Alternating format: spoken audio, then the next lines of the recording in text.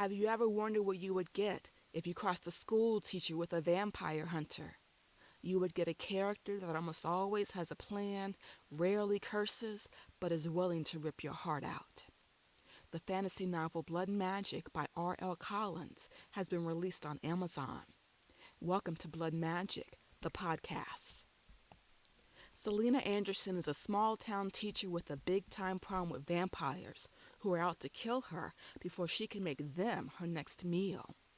She is looking forward to a quiet, lazy summer in Culpeper, Virginia. At least this is her plan, until 3 strangers enter her life in one day. Welcome to podcast episode number 4, chapter 2, as we explore mystery in Culpeper Regional Library.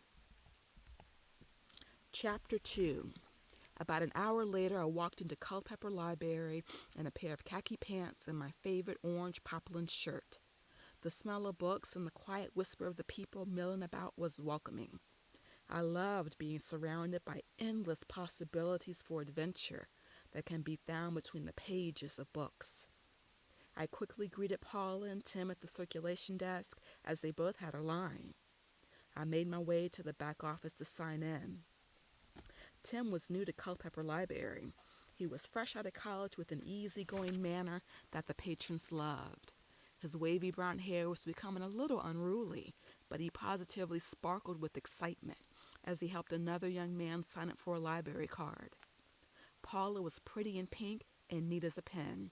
Everything about her was perfection. She was checking out a family and crisply reminding them of the due dates for their bag load of books.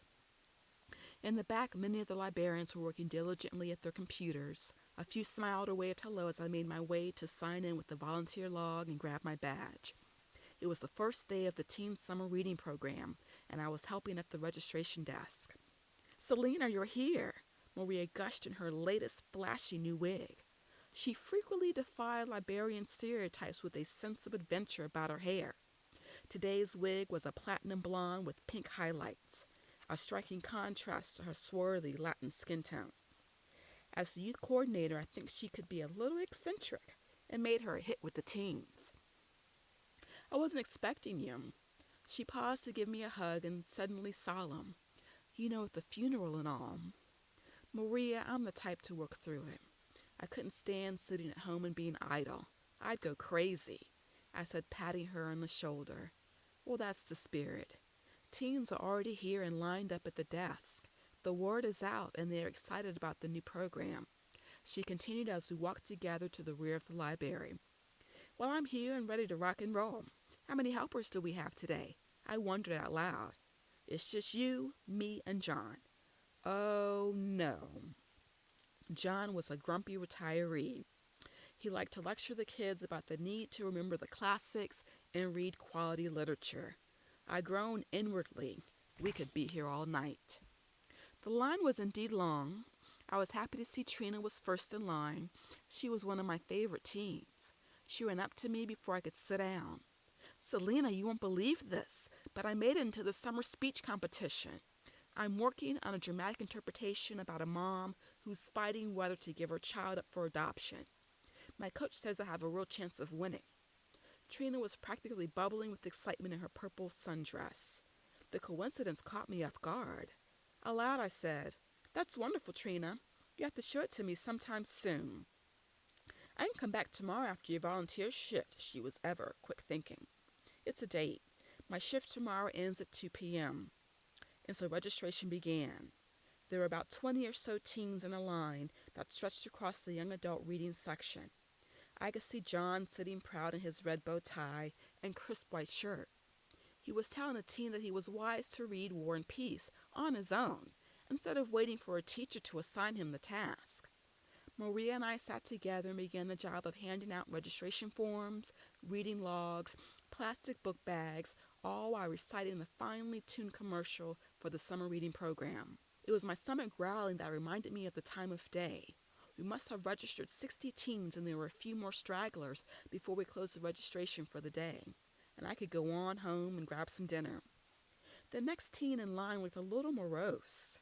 He was all in black with his hoodie drawn up over his head. Jet black hair covered the top part of his face so I could barely see his eyes.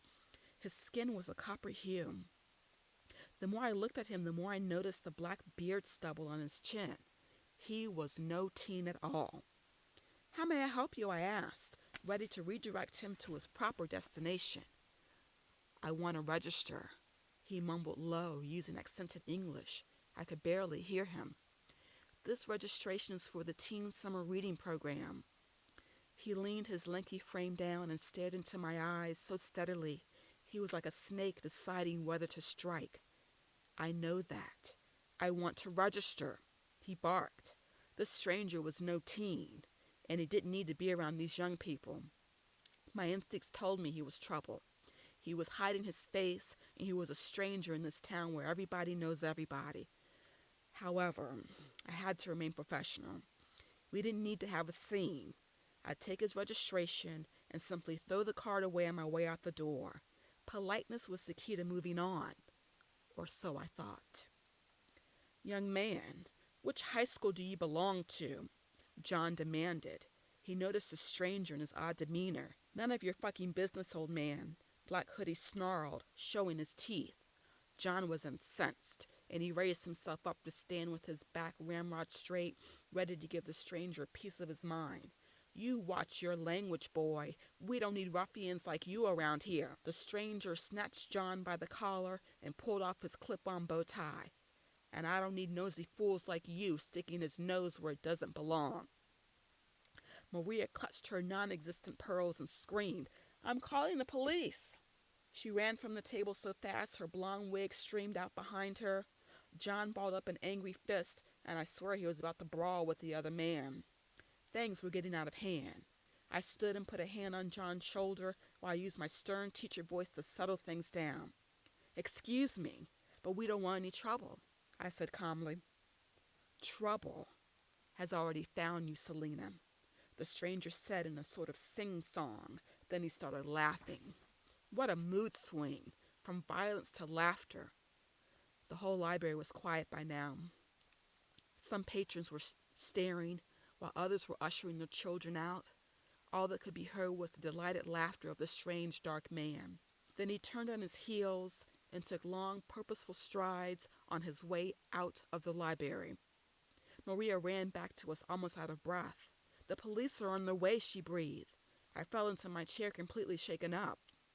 "What in the world just happened?" I whispered. Library regulars crowded around John and I, asking questions we didn't have answers to. Who was that man? What did he really want? Why was he so crazy? Where did he come from? Is he going to come back? Well-meaning people swarmed around us. All I saw was a sea of faces. Some patted me on the shoulders and others gave hugs. It was nice to receive such comfort, but it was too much. I excused myself to go to the bathroom. I knew I'd have to relive the drama once the police got there and asked for a statement. I needed some alone time before that.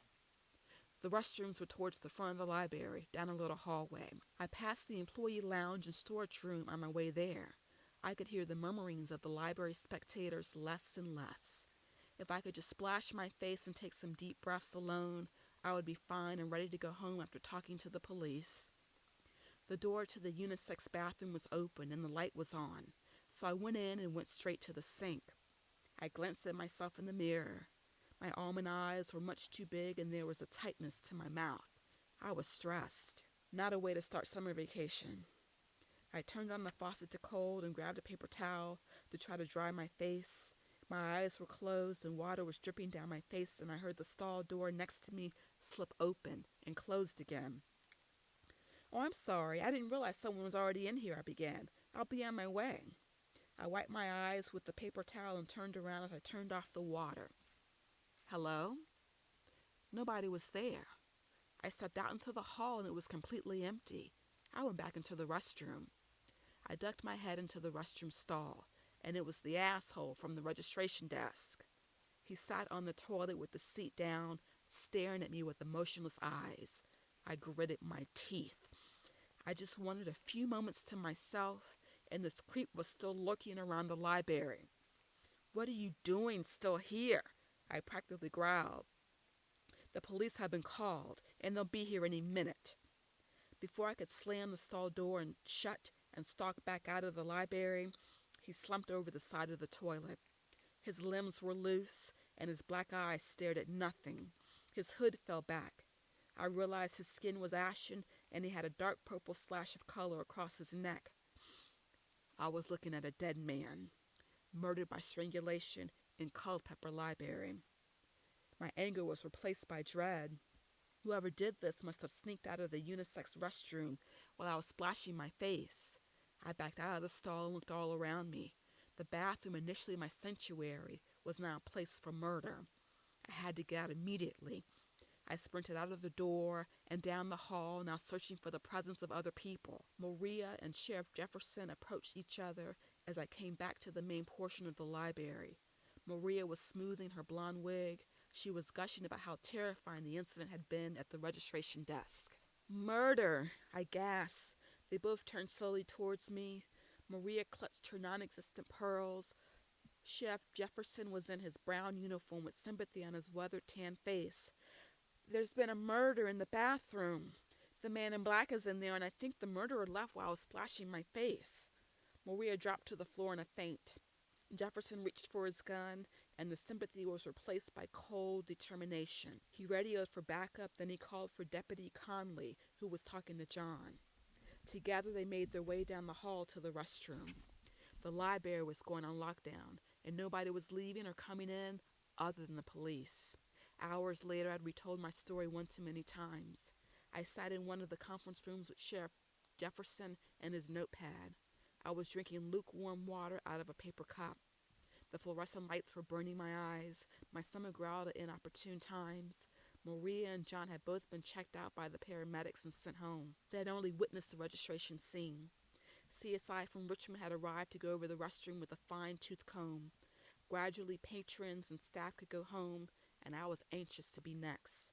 The local papers had arrived and were out in the parking lot, interviewing random people as they left. This was the biggest news small-town Culpeper had seen in years. "Miss Anderson, I want to thank you for your cooperation. I'd like for you to come down with me to the station to make a formal statement." He flipped his notepad closed. "I've told you everything I know. Can we please do this tomorrow?" I ran a hand through my limp bob. I gritted my teeth at all the formality and procedures. "You're a witness to a murder," he pressed. "I didn't see anything. I just heard someone leave the restroom while I was splashing my face. My eyes were closed. You can't identify anyone based on that. You didn't hear a voice or notice a cologne or anything that stood out for what had to be the 100th time." "No, Sheriff, I did not." I tried not to be angry. A man was dead after a terrible scene. A murderer was stalking around somewhere. Hopefully the killer had been smart enough to leave town. Culpeper, Virginia was a small southern town. Everybody knew everybody. People were going to be afraid and suspiciously eyeing strangers. It could have been me. I could have been strangled while I was rinsing my face. The thought gave me an icy chill. A female deputy knocked on the door, then quietly came in. She was a 30-something African-American woman with a little paunch around the middle. I'd never seen her before, but her name tag read Bradley. She whispered to the sheriff and left as quietly as she came. "Okay, Miss Anderson, you're free to go home. Reporters are outside. We just ask that you don't discuss this with anyone and stop by the station tomorrow." He stood up and opened the door to escort me out. Then some of the steel left his face and he softened. "I'm sorry to hear about your parents. I was there at the funeral. With their death and now this murder, I'm sure it's a lot for you to handle. Go on home and get some rest." "Thank you, sir." What a relief. I could finally go home. Police and CSI still milled around the library like busy worker bees. The only staff left were Barbara, the director. She was waiting to lock up the library. I saw her in the office where I went to grab my purse and car keys. "Selina, I'm glad you're okay. Who would have imagined the day would have turned out like this? The library will be closed tomorrow. I understand if you take some time off before you come back here to volunteer." She was a tall woman, at least 5'10", with a lithe figure and short copper curls. She leaned down to give me a well-meaning hug. Thank you, Barbara. I'm just ready to go home. I'll worry about schedules later. I hope you get yourself out of here and home at a reasonable time. I glanced at my watch. It was almost 10 o'clock. I feared that time for a reasonable hour had already passed. The library normally closed at 5 o'clock on Fridays. I collected my things and braced myself for the media frenzy outside.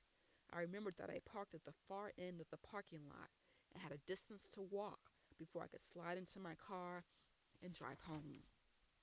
At the door, I looked through the glass. Sheriff Jefferson was facing away from the library and already surrounded by multiple television cameras with hungry reporters. The reporters had their microphones with various acronyms and numbers of news stations.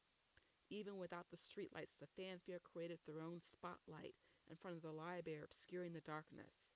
Everyone was focused intently on Sheriff Jefferson. This was my chance. Maybe I could walk by unnoticed. I slipped out the door and made a wide circle around the media glitz.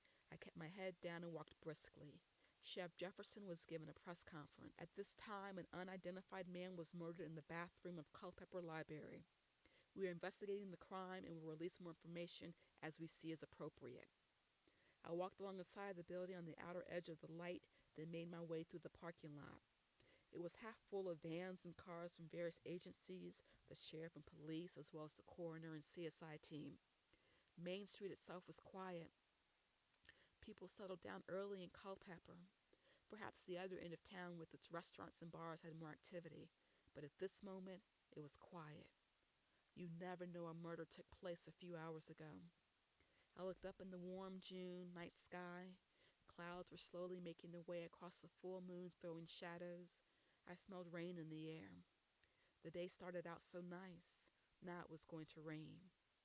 I was ready to go home and crawl into the covers before it all started. I already had my keys out so I could just open the car door and be on my way. I became overly confident that I'd gotten away and turned to look back at the media circus. For a careless second, I wasn't watching where I was going.